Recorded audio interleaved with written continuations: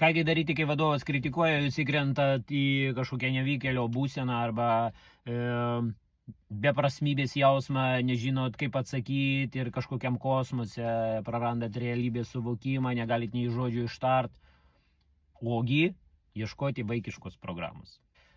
Kaip mes atradome pas vieną klientę, kuri panašiai reagavo į vadovo kritiką, ar kai jis pakeldavo balsą ant jos, pas ją buvo ta programa iš vaikystės, kai ant jos pakeldavo balsą tėtis, žodžiu, sprendėme konfliktą su tėčiu, tenai vaikystė, tai mūsų galvoje, mūsų pasąmonėje.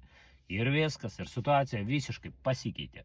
Ir jinai man parašė, kad jinai jautėsi labai keistai, nes nebuvo to jausmo įkritimo į kažkokį tunelį ir praradimo suvokimo realybės jausmo. Ir jinai ramiai sureagavo ir jautėsi visiškai rami, be jokios panikos, be jokių kitų neigiamų jausmų, kurie buvo prieš tai. Tai va, taip mūsų vaikiškos programos dažnai pasireiškia suaugusiems žmonėms ir trukdo, atrodo, tokiuose paprastose situacijose.